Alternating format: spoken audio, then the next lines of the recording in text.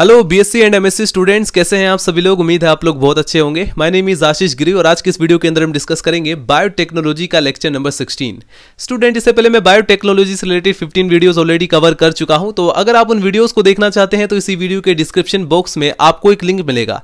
जैसे ही आप उस लिंक पर क्लिक करेंगे आप डायरेक्ट उस प्लेलिस्ट तक पहुंच जाएंगे।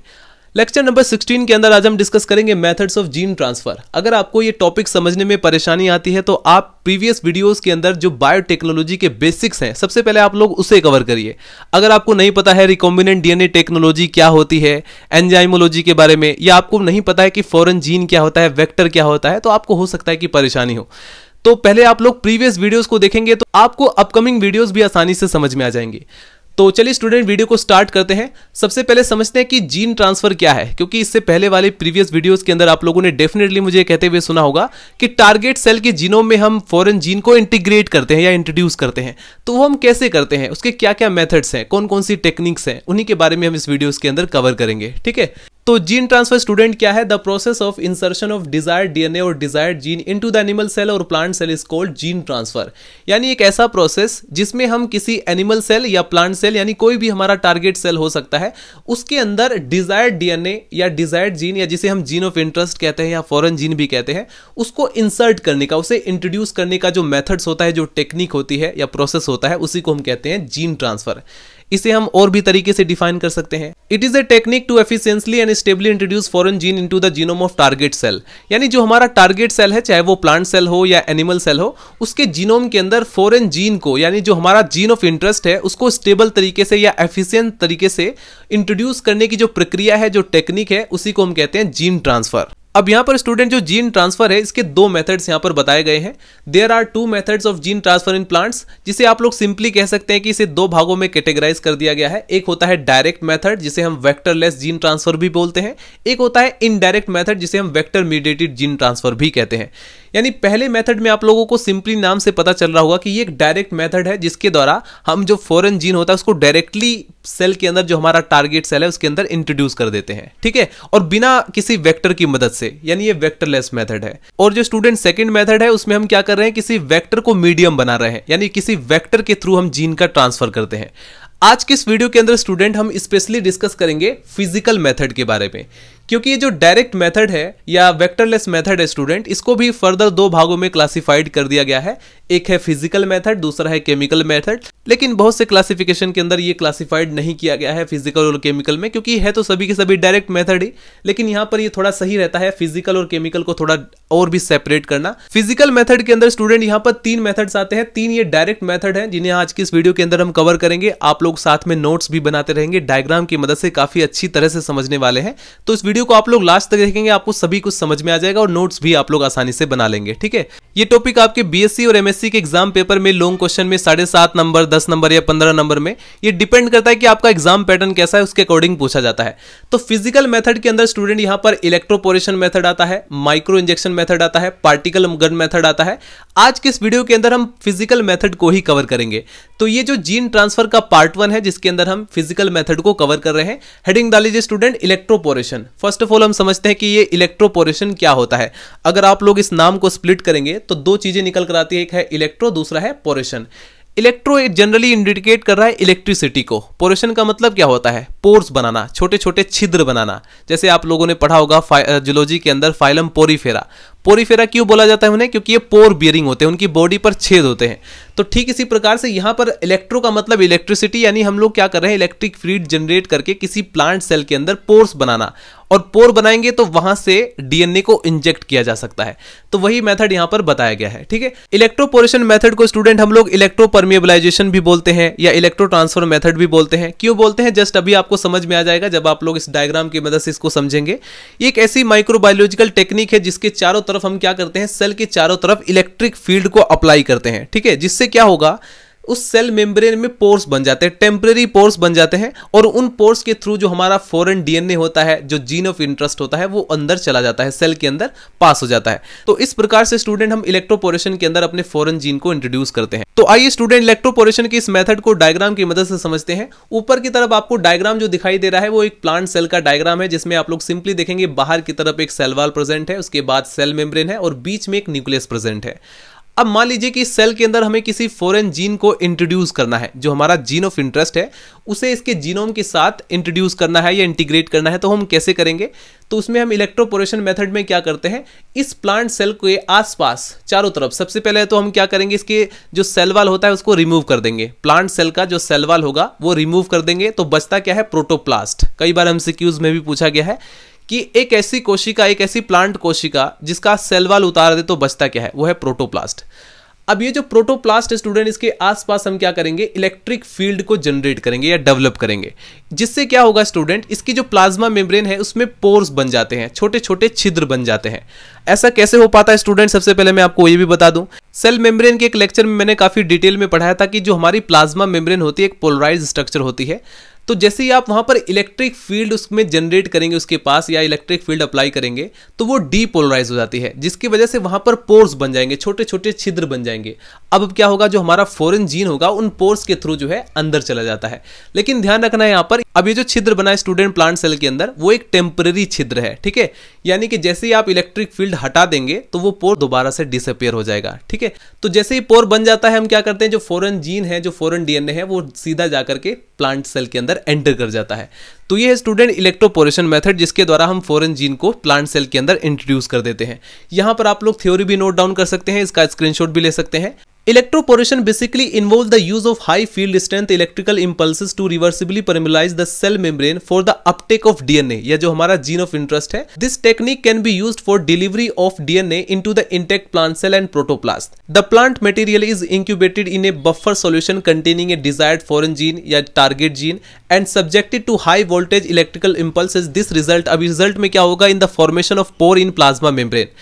प्लाज्मा मेम्ब्रेन में पोर्स बन जाते हैं, through which DNA enters and get integrated into the host cell genome, यानी जिसके द्वारा, उन पोर्स के द्वारा जो डीएनए है वो एंटर कर जाता है सेल के अंदर एंड इंटीग्रेट हो जाता है जो हमारे सेल का जीनोम है उसके साथ, right. In the early years only the protoplasts were used for the gene transfer by electroporation. यानी स्टार्टिंग में क्या होता था, इलेक्ट्रोपोरेशन के द्वारा जो हमारा प्रोटोप्लास्ट है उसके अंदर हम पोर्स बनाने के लिए उसका यूज करते थे। Nowadays इंटेक्ट सेल, यानी कि आज के समय में intact cell, callus culture and immature embryo can be used for the suitable pre और post electroporation treatment. Electroporation successfully used for the production of transgenic plant of many cereals, जैसे कि rice है, व्हीट है या मेज है, यानी बहुत सारे ट्रांसजेनिक प्लांट इसके द्वारा बनाए जाते हैं। तो ये था स्टूडेंट हमारा इलेक्ट्रोपोरेशन मेथड। अब हम डिस्कस करते हैं माइक्रो इंजेक्शन के बारे में। इलेक्ट्रोपोरेशन टेक्निक को डिस्कस करने के बाद स्टूडेंट अब आप लोग हेडिंग डाल लीजिए माइक्रो इंजेक्शन टेक्निक। अब हम डिस्कस करेंगे कैसे माइक्रो इंजेक्शन टेक्निक के द्वारा हम किसी भी टारगेट सेल के जीनोम में अपना जो फॉरेन डीएनए है उसको इंजेक्ट करते हैं या इंट्रोड्यूस करते हैं। इसमें आपको लिखना है micro injection is a direct physical method, यानी कि एक माइक्रो इंजेक्शन जो होता है डायरेक्ट फिजिकल मेथड होता है involving the mechanical insertion of desirable DNA into the target cell. इसमें हम बेसिकली क्या करते हैं, जो हमारा डिजायरेबल डीएनए होता है उसका मैकेनिकल इंसर्शन करते हैं टारगेट सेल के अंदर। The technique of micro injection involves the transfer of the gene through a micropipette. ये जो हमारी माइक्रो इंजेक्शन टेक्निक होती है उसके अंदर इन्वॉल्व रहता है ट्रांसफर ऑफ जीन, यानी जो जीन का ट्रांसफर होता है वो एक माइक्रोपिपेट के थ्रू होता है। कहां पर होता है, into the cytoplasm nucleus of a plant cell और प्रोटोप्लास्ट, राइट। और जो माइक्रोपिपेट का जो टिप होता है वो 0.5 से 10 pm तक होता है। As the process of micro injection is complete, यानी जैसे ही माइक्रो इंजेक्शन का प्रोसेस कंप्लीट होता है, the transform cell is culture and grown to the develop into the transgenic plant. यहां पर आपको यह समझना है जो ट्रांसफॉर्म सेल होती है वो क्या होती है, जिसके अंदर जो हमारा फॉरेन जीन होता है, यानी जो हमारा जीन ऑफ इंटरेस्ट था, जो डिजायरेबल डीएनए था जिसे आप उस प्लांट सेल के अंदर इंजेक्ट करना चाहते हैं, अगर वो इंजेक्ट हो चुका है तो उस सेल को हम बोलेंगे ट्रांसफॉर्म सेल। अगर नहीं इंजेक्ट होता तो उसे हम क्या बोलते हैं, नॉन ट्रांसफॉर्म सेल। तो यहां पर जो हमारी ट्रांसफॉर्म सेल होती है उसे कल्चर में ग्रो करते हैं, देन उसके बाद वो डेवलप हो जाती है ट्रांसजेनिक प्लांट में। In fact transgenic tobacco and brassica napus have been developed by this approach. The major limitation of microinjection are that it is a slow, expensive and has to be performed by a trained and skilled personnel. Micro injection के major limitation की बात करें student तो ये बहुत ज्यादा slow होता है, एक्सपेंसिव होता है और इसको सिर्फ वही कर सकता है जो बार बार करने वाला हो, राइट, जो बहुत ज्यादा ट्रेंड हो, पर्सनल हो, वही इसको परफॉर्म कर सकता है। तो ये इसका एक तरीके से ड्रॉबैक बन जाता है। डायग्राम के अंदर भी आप लोग सिंपली देख सकते हैं माइक्रो इंजेक्शन के मेथड को, कैसे हम किसी सेल के अंदर, टारगेट सेल के अंदर फॉरेन जीन को इंजेक्ट करते हैं, इंट्रोड्यूस करते हैं। ये हमारे पास एक होल्डिंग पीपेट होता है जो सेल को होल्ड करके रखता है, पकड़ के रखता है ताकि इधर उधर ना हिले। इसके बाद वो हमारा माइक्रो इंजेक्शन है। माइक्रो इंजेक्शन का मतलब क्या होता है, वर्ड को स्प्लिट कर दो। माइक्रो का मतलब होता है छोटा, इंजेक्शन ही बहुत ही छोटा इंजेक्शन होता है जिसके नीडल के अंदर हमारा फॉरेन डीएनए या जीन ऑफ इंटरेस्ट जो डिजायरेबल डीएनए है वो उसके अंदर प्रेजेंट रहता है। अब इसको हम इंजेक्शंस के थ्रू उसको पुश करेंगे तो वो सारा जो है हमारा जीन ऑफ इंटरेस्ट न्यूक्लियस के अंदर आ जाएगा और उसके साथ इंटीग्रेट हो जाएगा। तो इस प्रकार से हम एक माइक्रो इंजेक्शंस के थ्रू भी अपने फॉरेन डीएनए को सेल के अंदर जो हमारा टारगेट सेल है उसके अंदर इंजेक्ट कर सकते हैं। इसके बाद तीसरा जो मेथड आता है वो है पार्टिकल गन मेथड। ये जो स्टूडेंट पार्टिकल गन मेथड होता है इसे हम बायोलिस्टिक जीन ट्रांसफर भी बोलते हैं या जीन गन भी बोलते हैं या शॉर्ट गन मेथड भी बोलते हैं, राइट। कई बार एग्जाम पेपर में शॉर्ट क्वेश्चन में पूछा गया है 2 नंबर के अंदर, तो आपको इसके बारे में अच्छी तरह से लिखना है। इसमें बेसिकली क्या होता है, सबसे पहले आप लोग इसकी डेफिनेशन भी लिख लीजिए। पार्टिकल गन मेथड को अगर मैं बिना एक्सप्लेनेशन के एकदम नॉर्मली आपको समझा दूं जिससे कि आपको समझ में आ जाए, फिर उसके बाद आप इसको लिख लेना। देखिए बेसिकली क्या होगा, हमारा जो डिजायरेबल डीएनए होता है जिसे हम किसी प्लांट सेल के अंदर या टारगेट सेल के अंदर इंजेक्ट करना चाहते हैं, उसे हम क्या करेंगे, उसे हम किसी गोल्ड या जैसे फॉर एग्जांपल गोल्ड है या टंगस्टन है उसके बीड्स यानी उसके छोटे छोटे दानों के ऊपर, उसके सरफेस के ऊपर उसे हम कोट कर लेते हैं। कोट करने के बाद हम क्या करेंगे, उसे गन के अंदर लोड कर देंगे और फायर कर देंगे उस प्लांट टिश्यू के अंदर, ठीक है। अब जैसे ही उसे फायर करेंगे वो हमारा जो जीन ऑफ इंटरेस्ट होगा उसके सेल के अंदर एंटर कर जाएगा, राइट। और इस प्रकार से उसे हम कल्चर कर लेंगे। अब देखेंगे वहां पर कुछ सेल ऐसी होंगी जो कि नॉन ट्रांसफॉर्म्ड होंगी, जो कि पूरी तरह से बेकार हो जाती हैं, डिस्ट्रक्ट हो जाती हैं कुछ सेल तो, लेकिन कुछ सेल के अंदर वो हमारा जीन ऑफ इंटरेस्ट पहुंच जाता है जिसे हम बोलते हैं ट्रांसफॉर्म्ड सेल, ठीक। अब उसको ग्रो करेंगे कल्चर के अंदर और फिर उसके बाद वो ट्रांसजेनिक प्लांट में डेवलप हो जाता है। तो इसके बारे में आपको क्या लिखना है, in genetic engineering a gene gun और biolistic particle delivery system is a device used to deliver exogenous DNA, यानी जो हमारा जो फॉरेन डीएनए है जो जीन ऑफ इंटरेस्ट है उसकी बात हो रही है, to cell by coating particle of heavy metal. अब इस मेटल में चाहे आप गोल्ड यूज कर सकते हैं, टंगस्टन यूज कर सकते हैं, with a gene of interest and firing this micro projectile into cell using mechanical force. यहां पर एक मैकेनिकल फोर्स के थ्रू जो है हम उसको टारगेट सेल के अंदर फायर करते हैं, ठीक है। इसके बाद an integration of desired genetic information can be introduce into the desired cell, जो हमारी सेल होती है उसके अंदर इंजेक्ट हो जाता है। एग्जाम पेपर की रिटन कॉपी के अंदर और भी अच्छी तरह से एक्सप्लेन करने के लिए लिखेंगे student, the foreign DNA containing gene of interest is coated into bead surface of इधर एयू यानी कि गोल्ड या tungsten called as a micro carrier. अब यहां पर आपको ध्यान से समझना है, हमने जो अपना फॉरेन डीएनए होता है जो हमारा जीन ऑफ इंटरेस्ट रहता है उससे हमने कोट किया है गोल्ड या टंगस्टन यानी छोटी छोटी बीड्स होती है, दाने होते हैं उसके ऊपर, उसके सरफेस के ऊपर, उसे हम क्या बोलेंगे, micro career.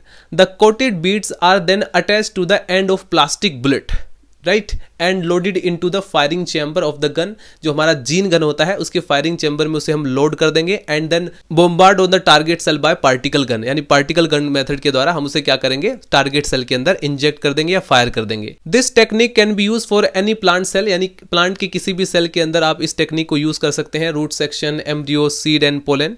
Through some cells get destroyed, इसके थ्रू क्या होता है, बहुत सारी सेल जो है वो उसका नुकसान हो जाता है, डिस्ट्रॉय हो जाती हैं, खत्म हो जाती हैं।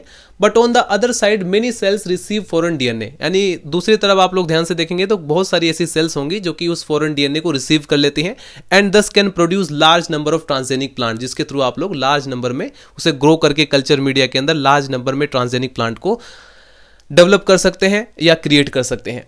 Biolistic technique has been used successfully to the transform soybean, cotton, sugarcane, papaya, sunflower, rice, maize, wheat, tobacco, etc. इसके थ्रू बहुत सारे ऐसे प्लांट ट्रांसजेनिक प्लांट्स बनाए गए हैं। तो ये था स्टूडेंट पार्टिकल गन मेथड और ये था हमारा माइक्रो इंजेक्शंस। आज की इस वीडियो के अंदर हमने जीन ट्रांसफर के अंदर 3 तरह के मेथड्स देखे जो कि फिजिकल मेथड थे। पहला है इलेक्ट्रोपोरेशन, दूसरा है माइक्रो इंजेक्शन, तीसरा है पार्टिकल गन मेथड्स। अगर स्टूडेंट आपका कोई भी डाउट हो तो आप लोग कमेंट सेक्शन में मेंशन कर सकते हैं। इसके बाद स्टूडेंट जीन ट्रांसफर की इस मेथड को नेक्स्ट 2 वीडियो के अंदर हम कंप्लीट कर लेंगे। तो मिलते हैं नेक्स्ट वीडियो में, बाय बाय, टाटा।